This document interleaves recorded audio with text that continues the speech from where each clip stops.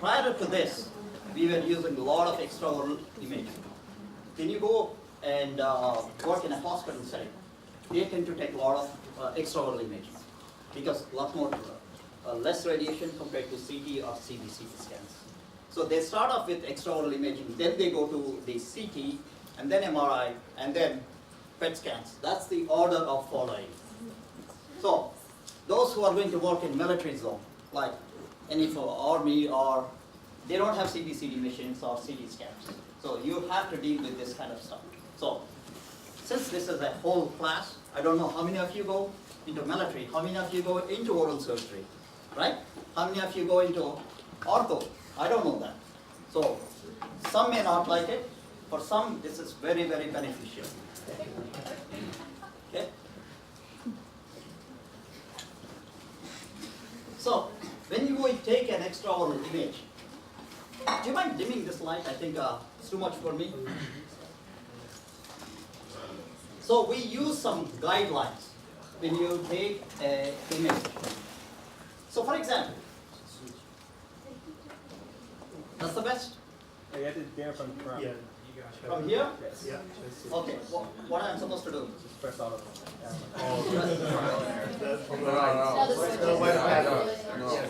We turn on this. This is like a movie theater. Well, last night probably you might be awake, right? Studying for my exam, hopefully. And now with this dim lighting, you may fall asleep. Okay. So we use certain reference points when we take an extraoral image. Like, for example, in intraoral, what is the thing that we use? What is the technique that we use in intraoral? Paralleling. What do you understand by paralleling technique?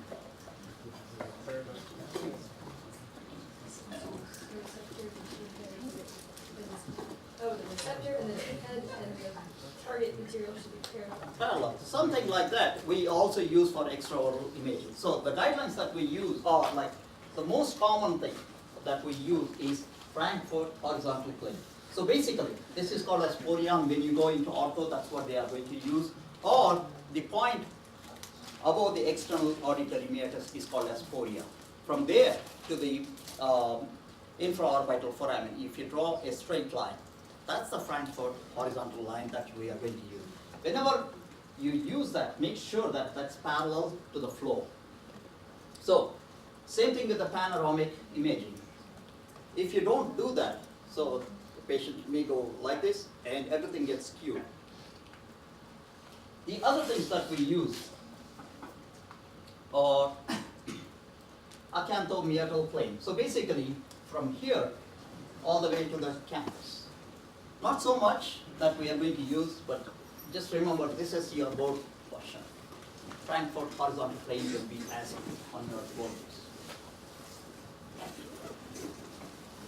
So now, what are some of the most common projections or extraoral projections that we encounter or we use in dentistry? So some of them are these. We talked briefly, like we spent like 10 minutes, I think, right? So we'll go a little more in depth.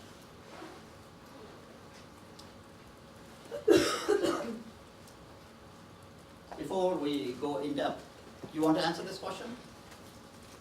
I don't know who arranged this one. This is kind of blocking me. Or for a purpose, they put it so that I can't walk. Yeah. C. Pinto vertical plane. Dr. Pinto's name, right? That is Andres Pinto. You know my chair? So we don't have that line. Yes. So now, those who are going to go into ortho, this is a very common projection that they are going to use, set. Okay? So basically, you ask the patient to align against the receptor, and you use Frankfurt horizontal plane as a guideline, and then you capture an image. So something like this. Some problems, because there is a superimposition of structures because you are capturing from one side to the other side, right? So there will be superimposition of condyle, mandible, certain structures, okay? But this is the most common view that is used in ortho. Something like this is an ideal set.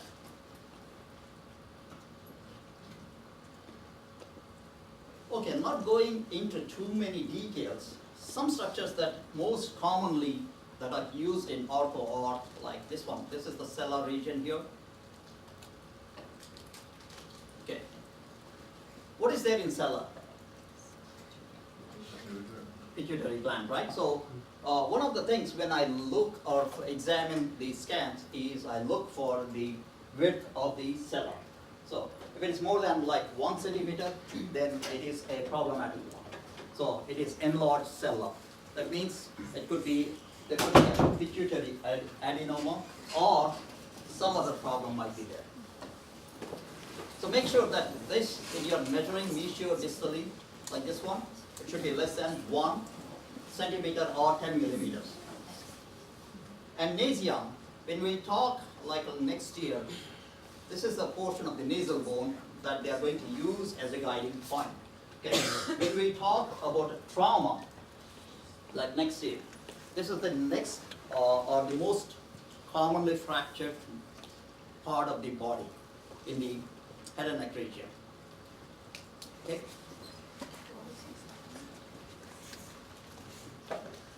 So we do use cellar, nasion, and this area they call it as matia, or menta. Again, you are going to learn more, I think, in ortho.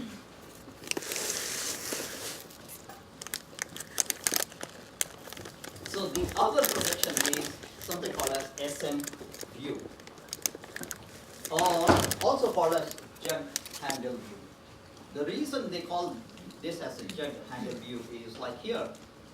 Basically, when you are looking in this particular projection, the things that you want to see are this region and this region. So what do you think is that part? Ligometric arch, that thing. So if they want to see any fracture, this is the best view that they are going to take.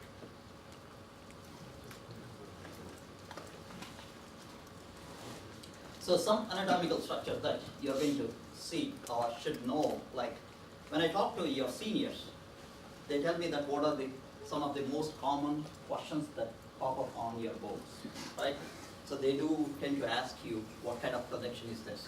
They may ask a question like anatomy, like what is this region called as? Foramen magnum, right? And this is the dens. So try to look at these images as many times as possible, because if you look at only at one time, you may forget. So make it a habit looking at these images so that even if you learn one anatomy part a day, in your 3 years you could learn a lot. So just look at one or two structures. Okay? So basically, the way I would remember this image is like here, like V. If you look at this part of the mandible here, right, it looks like letter V. Or it is like an inverted V. So there may be a question on your boards or on your final exam, I don't know, right? Because you have to take final exam. So there may be a question asking, okay, identify this image, and then what is this used for? So the question may be something like this, okay, SM view is used for identification of what? So the answer may be zygomatic arches, or fracture of, or evaluation of zygomatic arches. Or I may ask, what is this anatomy like? I'm not going to ask like a little tiny things that's too much for you guys. Okay, but the major things, like foramen ovale, foramen spinal bone, no, I'm not going to ask you those things.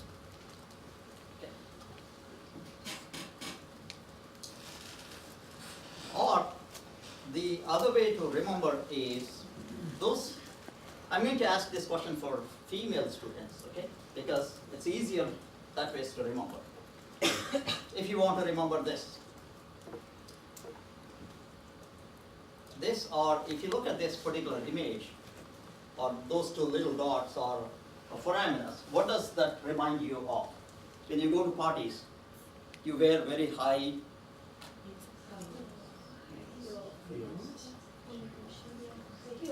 heels, right?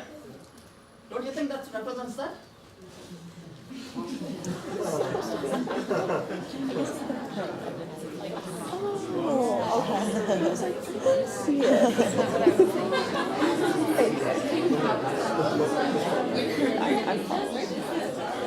Right? So easier to remember, right?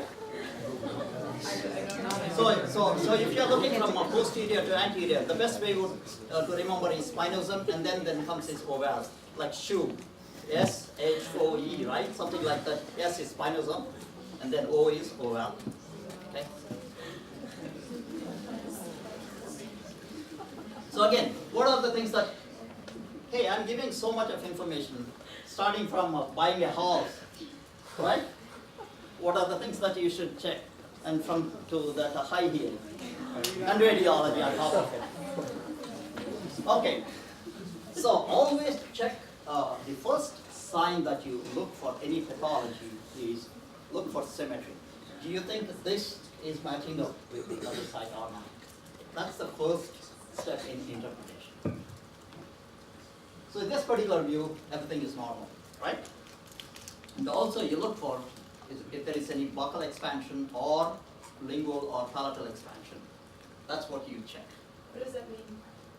So if there is a pathology, right, which we are going to talk in the next semester, so that's next year. If there is a pathology here, okay, there will be expansion that is happening only on one side. The pathology may not be on the other side. So you use the other side to check and see, okay, there is an expansion. What kind of expansion? So we'll talk in detail.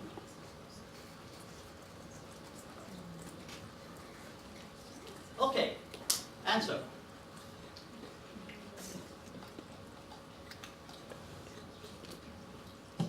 Nobody?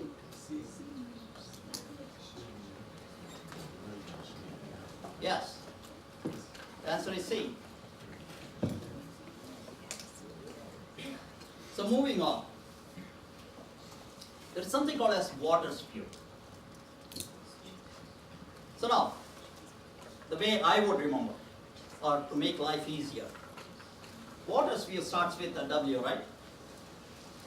And if you look here carefully, okay, this is the part of mandible, right? Oops. Oh. Technical challenges.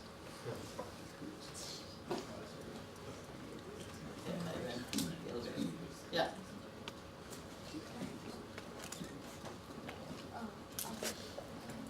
W, right? That's part of mandible. So here, what is that we are looking? So when you talk about water spew, we are looking at the paranasal sinuses. So paranasal sinuses are composed of what? How many sinuses are there? 4 of them, yes.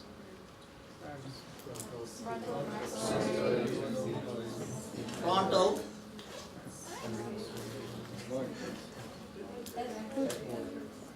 Yes. The way I would remember as FEMS, F-E-M-S, or like, I don't know, GEMS, G-E-M-S, it's kind of an M&M thing. So FEMS is like frontal, ethmoidal, maxillary, and sphenoidal sinus. So if there is any pathology you want to assess, you are going to use water spew.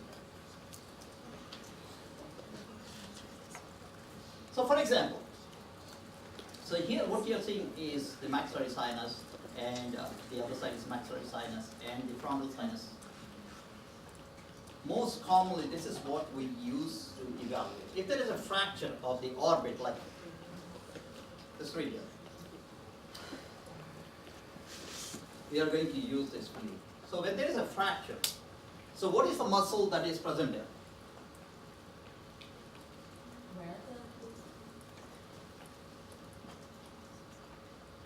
you guys had a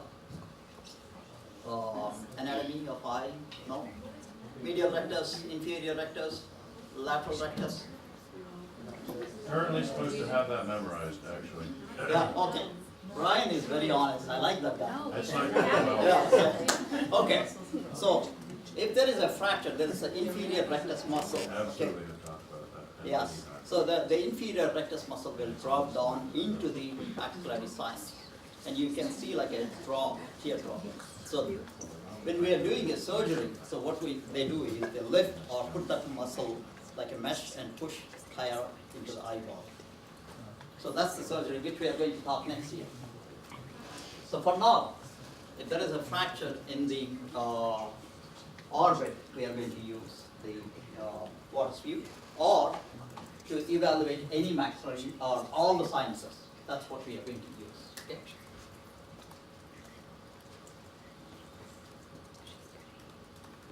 Next one, moving on. Oh, this is my artwork, okay.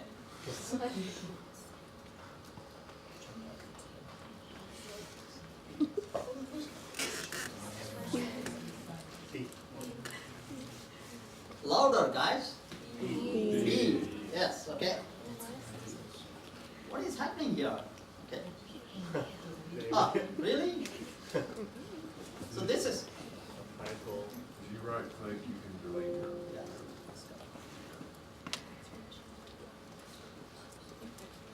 So this is a PA view. Okay, so depending on the structure that you're looking, so here it could be most of the part you're seeing is a mandible. So this is a PA of mandible. So if you're going to see the skull, then we call PA of skull. So here, when you're looking, what are the things that we would check first? So here, this is the condylar region. So if there is any fracture in this region, that's what we use this particular imaging modality. Okay. So there may be condylar fractures. Okay. So remember, we are way off better now. Good old days, this is what they used to use. Diagnose. So now with the CT, we can look at three-dimensionally. It's much more easier. Our life has become much more easier with technology.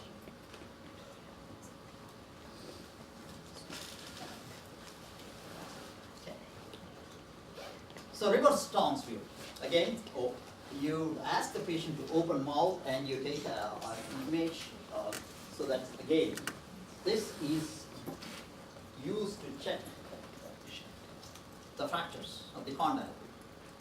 So remember, for now, if somebody comes to you complaining of a Friday night party to your dental office, a good guy helping a person is being hit by another person. So generally in this region, right?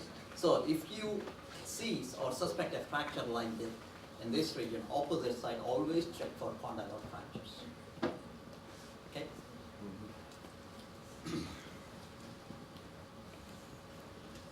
So neck of the condyle will be fractured.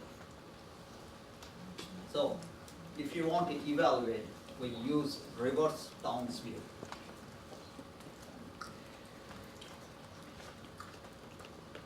So now, if you want to evaluate like a third molar, or if there is a pathology around the ramus or the inferior most portion of the mandible, we use lateral view or lateral oblique view. It could be mandible, or it could be ramus, or it could be skull. So three different things.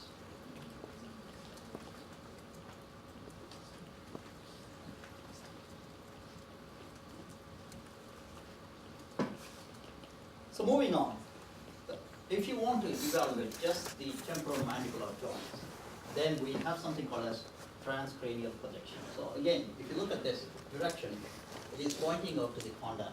So if you want to evaluate the condylar fracture, this is again one more imaging modality that we use. So this is the view, how it is going to look like. So here you can see the condyle. If it's fractured, it could be displaced. What is the muscle that attaches to the condyle?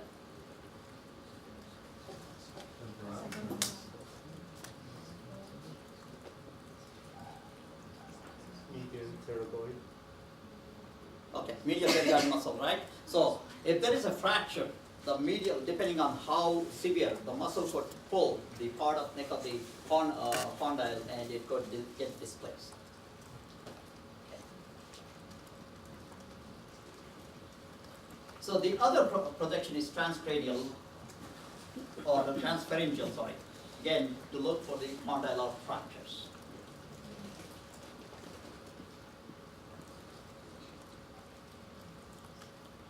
I'm going to skip this one because we are not talking about TMJs.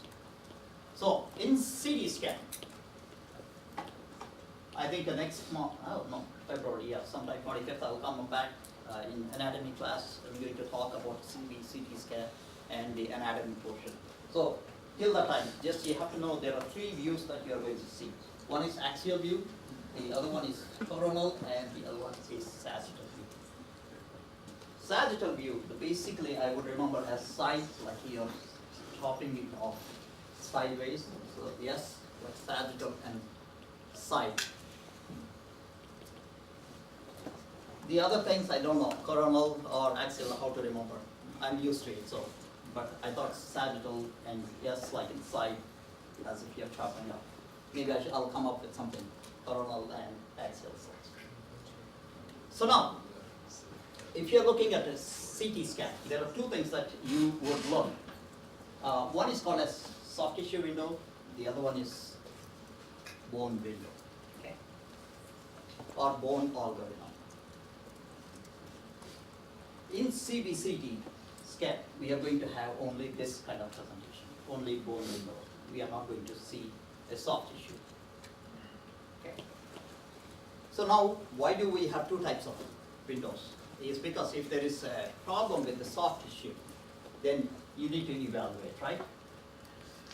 And you also sometimes give a dye, like iodine, if there is any lesion which is associated with the blood vessels.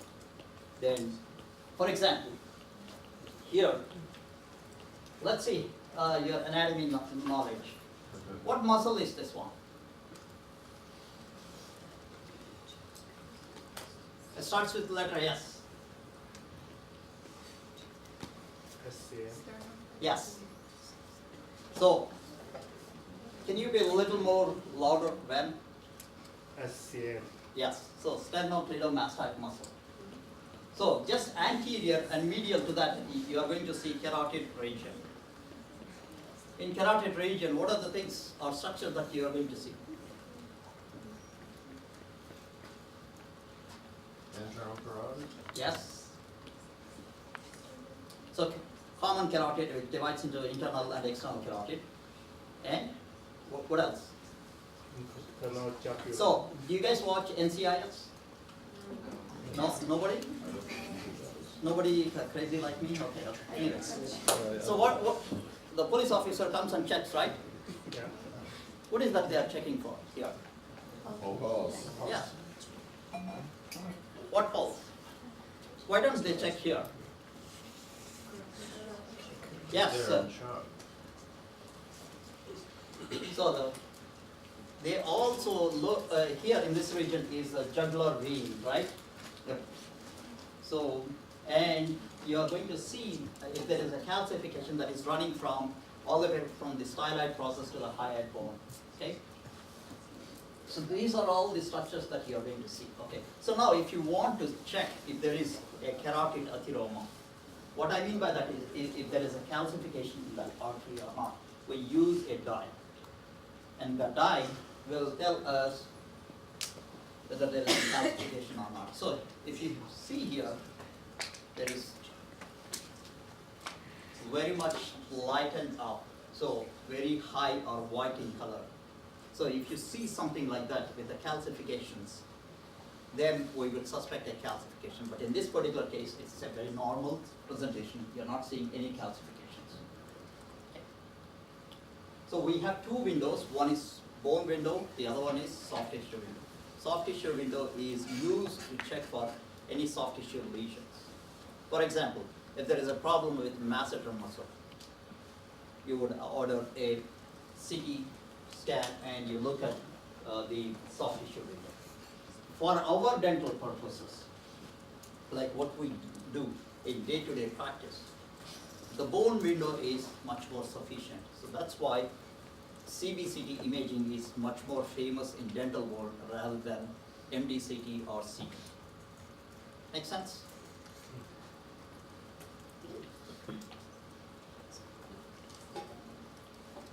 So this is how a typical CBCT scan will look like. So here, what view is this one? Coronal view, right? How about that one? How about that one? Axial, How about this one? coronal. So this is called as volume rendering view. Like when you go to some store, they do rendering, right?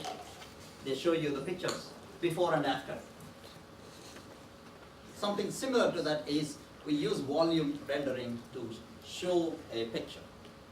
So please don't use this image for diagnostic purposes. This is good if you want to teach something to the patient because they can understand much better. If you show this image, they get lost. For diagnostic purposes, this is useless.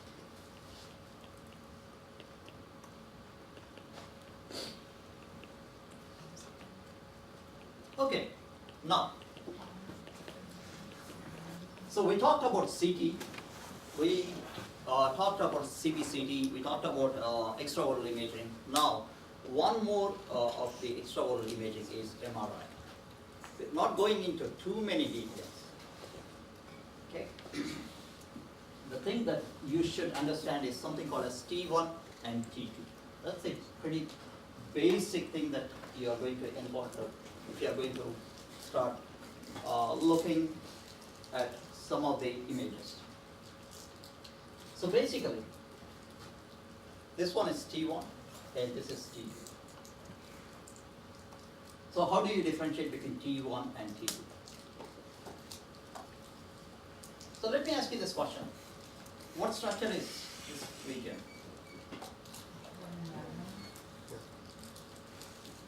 Foramen magnum. Yes, foramen magnum. What it contains? Spinal cord. And in the spinal cord, what else? Along with the spinal cord, what else do you see? CSF. CSF, right? So, okay, so basically, in T1, the fluids that are present will look like black. In T2, like this one, you're going to see very lightened up. So, meaning to say, they will appear very white. So that's what we use to check and see if there is a pathology or not. So in T1, liquids will appear low signal intensity.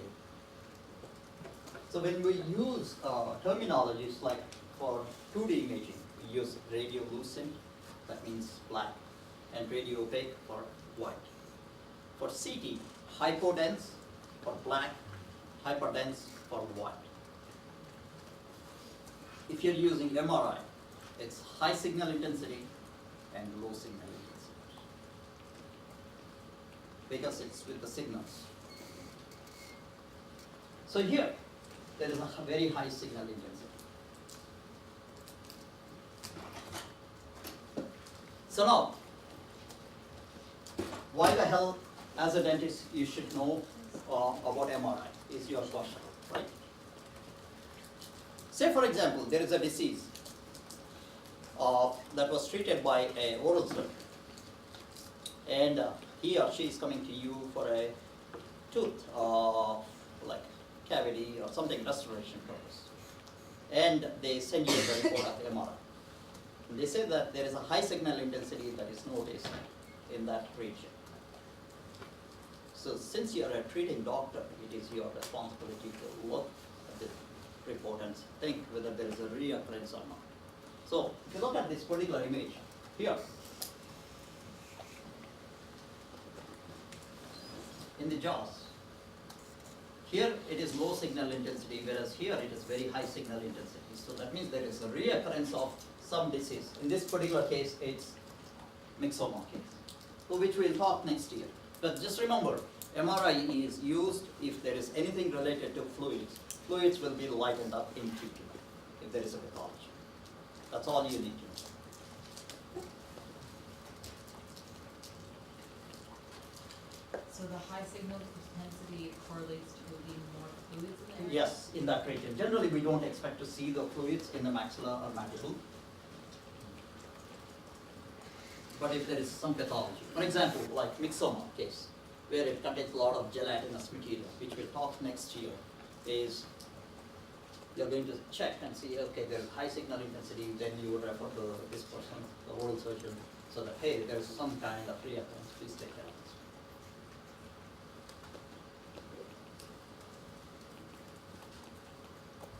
So with that, that completes our extraoral imaging. Since we do have 8 more minutes,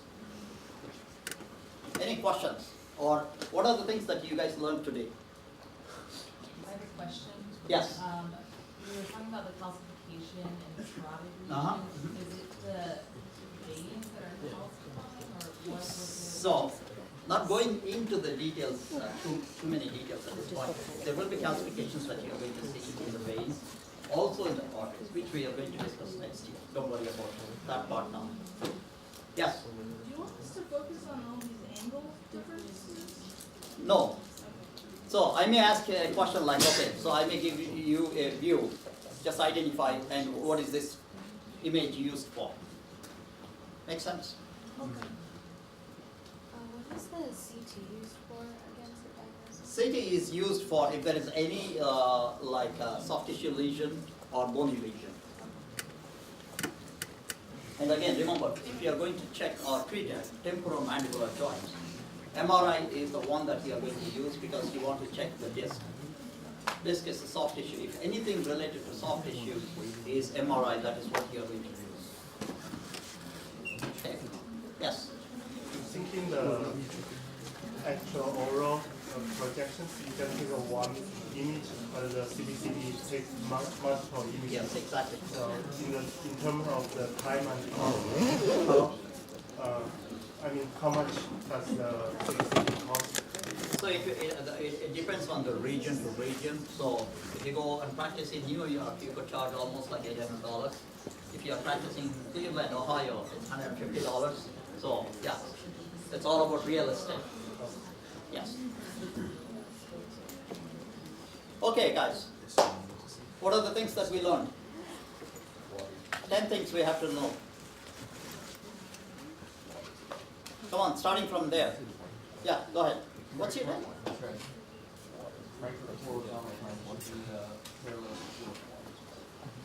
Sam, can you hear? No. Okay. Frankfurt horizontal plane should be parallel to the floor. Okay. Next. Andrea, you moved place from here to there. That we can use the water projection to evaluate all the signs. Water. Water sphere, yes. Yeah, okay, okay. Yes. Steps are used in ortho. Okay, very good. She is going to become orthodontist. Okay. Yes, 3. 7 more to go. Yes. For CTEs, we got coronal, sagittal, and another view that I forgot. Which one? Axial. Axial, that's very good. Okay. 4. Okay, 6 more to go. If you delay, I'll be holding a hostage for more time. So it depends on you guys. Transcranial view involves contact. Okay, so, yes.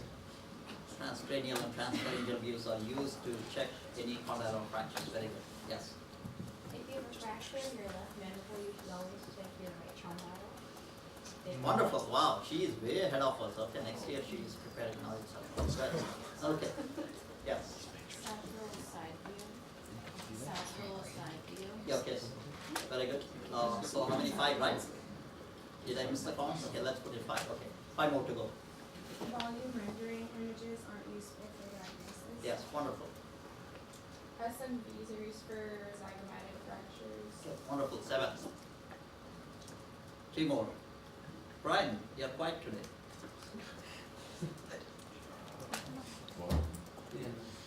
Okay, well, okay. Just a That was common in dentistry. Okay. Okay. 2 more. MRI fluid is light in T2. Very good. And it's dark in T1. Wonderful.